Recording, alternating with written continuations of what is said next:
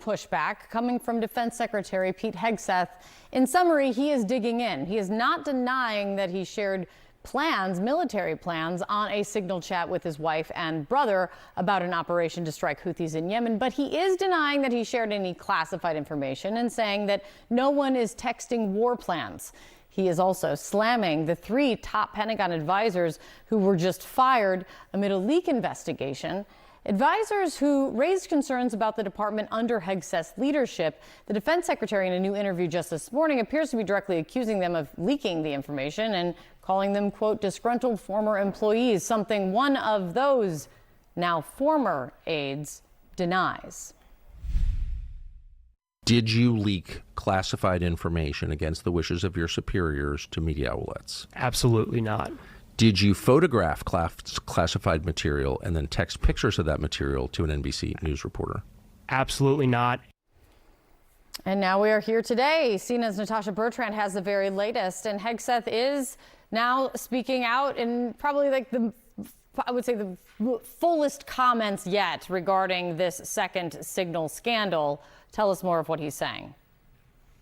Kate, he remains extremely defiant, and he is doubling down on the idea that these 3 officials, 2 of whom have been his longtime advisors and friends, were actually leakers, and that in the process of an investigation that has been carried out over the last several weeks inside the Pentagon, it was determined that these individuals were leaking classified or sensitive information. Now, Dan Caldwell, who you just saw in that clip, in the broader interview, he said that none of them had even been polygraphed, and that until the very last day, just hours before they were actually escorted out of the building, they had access still to very sensitive classified information, which raises questions about the kind of probe that was being conducted across the department. Why would these individuals, if they were suspected of leaking classified information and then escorted out of the building, still be able to access that very classified information until just moments before they were ousted? Now, here's a little bit of what Hegseth told Fox, explaining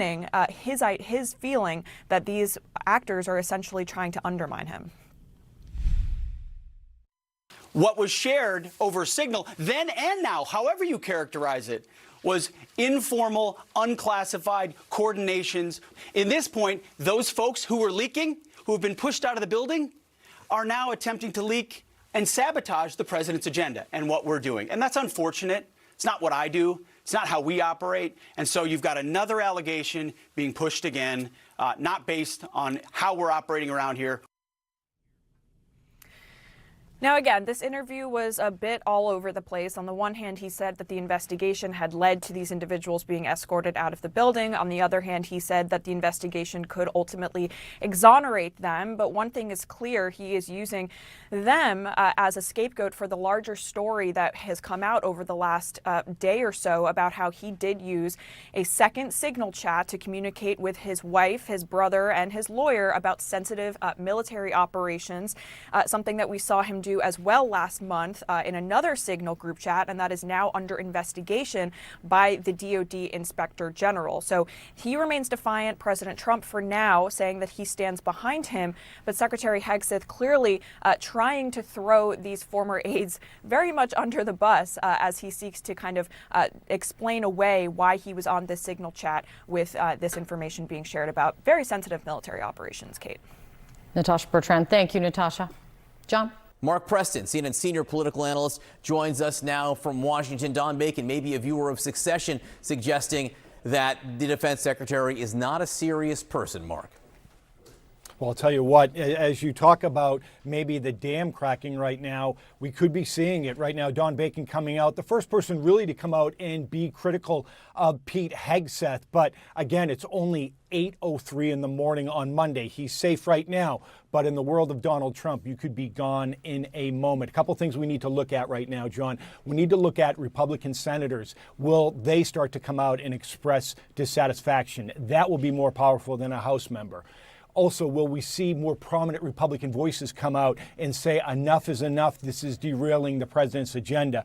And really the third thing is, will another shoe drop? And there are folks within the White House that believe that another shoe will drop. When you see smoke, there is certainly fire. So we're waiting for all those things to happen right now. But I will say this, John, he is very lucky that Congress is not in session this week, because the questions he would be facing from reporters right now, and the senators facing questions from reporters, would be nonstop. And I think we would be in a different situation than we are at this moment. Just want to give reviewers an update on something you just reported. Sources are telling me it is now Tuesday, just so people are aware of that. It has moved to Tuesday, we can now report. But to your point. Happy Easter Monday. It is early, and Hegseth will be speaking shortly, so we will hear more, and that could mean even more fallout. Then there's the issue, Mark, of if not Hegseth, who would run the Pentagon? During this whole confirmation battle, the name of Governor Ron DeSantis from Florida was floated. Not so sure that would happen now. No, I don't think that would happen now either. You know, as much as Ron DeSantis and Donald Trump have made up publicly, there is a little bit of friction there between both camps. Two people to look at, though: Tom Cotton, a senator from Arkansas right there, and as well as Chris Miller. He is the former Secretary of Defense who Donald Trump had him in that position. Let me just tell you why Cotton might take it. Because he might have to take it. He might be forced into doing it because he believes that's his best path towards the presidency. On the other hand, he is number 3 in the Senate Republican Conference. He's in a very good position. He may think that his better shot at running for president is from the U.S. Senate. Now, the other side is Chris Miller, is somebody who was very loyal to President Trump, and then during the investigation of January 6th was critical of Donald Trump. He has since come out and then said that he takes back his criticism of Donald Trump. And Donald Trump has actually mentioned Miller as a possible defense secretary. He did that about 17 months ago, so Miller might be at the top of the list. Well, maybe watching this very closely very soon. We'll see. Mark Preston, great to see you this morning. Thank you very much. Kate? Who else is it going to be? I mean, come on, buddy. Joining us. He's like, is there another? I didn't know if I had more. Else. I was standing by to see if I had some other big news to report Door there, because you number never know. 3. You never know. I Someone might have something else. more I'm going to tell you in a little bit. We'll call her Stand by. Schmate Schmoldwin. Okay, joining us right now, CNN political commentators Karen Finney and Scott Jennings. Would you guys like to commentate on our ability to run a show today? Let's start there. But let's actually move to this. Okay, Scott, Don Bacon. He is a serious person, and other things that he told Politico are this. If it is true that he had another signal chat with his family about missions against the Houthis, it's totally unacceptable. And he also told Axios, if a Democrat did this, we'd be demanding a scalp. I don't like hypocrisy. We should be Americans first when it comes to security. At what point do you think that the White House would start listening to Don Bacon? Listening to Don Bacon on this? Probably not terribly soon. I mean, no offense to Mr. Bacon. I like him a lot. And I'm glad he's in the Congress. I talked to some people over at the White House yesterday. My sense is they think this is a tempest in a teapot. This new signal chat came at the same time as the other one. My sense is they think they've corrected this. And look, it's just not in their DNA to give in on things like this. And they spent an enormous amount of political capital to get him confirmed in the first place. We haven't even been in office for 100 days yet. So I just think it's not really in the Trump DNA to give in to what they would see as Democrat media-created non-controversy. Not media created, though. I mean, we can say that definitively not media created. If one wasn't talking, that's how they see it. That's how they see it. Thank you for that correction. Okay, Karen, how do you see it? I agree with Mr. Bacon that if it was a Democrat, they would be calling for a scalp. And how many times did you and I talk about Hillary's emails, Kate? I mean, my goodness. Look, what I think is, here's the problem that I think the White House is facing. It's not just the signal gate. It's also these reports that he takes his wife into meetings where she really has no business being, particularly if classified information is being discussed. These seem to be high-level conversations. Then this sort of rumblings that that the DOD is in something of disarray. If that's true, those rumors will continue to trickle out, and that's where it becomes a problem. Look, Democrats are going to keep pressing the issue. Probably some Republicans will as well.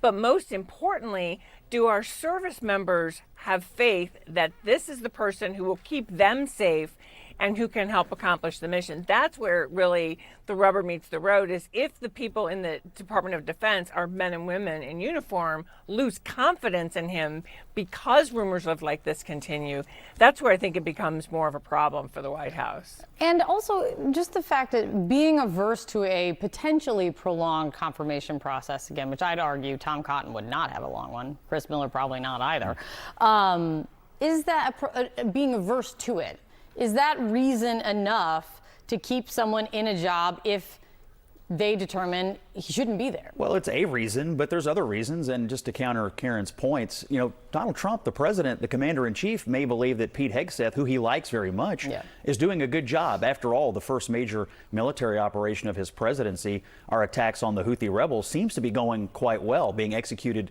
with precision. And so I just think that when they get into these moments where you have Democrats going crazy against one of his people that he likes very much, their instinct is to dig in and fight the opposition party on these things. And I just don't get the sense from anybody in the White House that they think Pete Hegseth is doing a bad job. I mean, they believe morale among the soldiers is up since Trump became president. They believe recruitment is up, that people are wanting to come back into the military.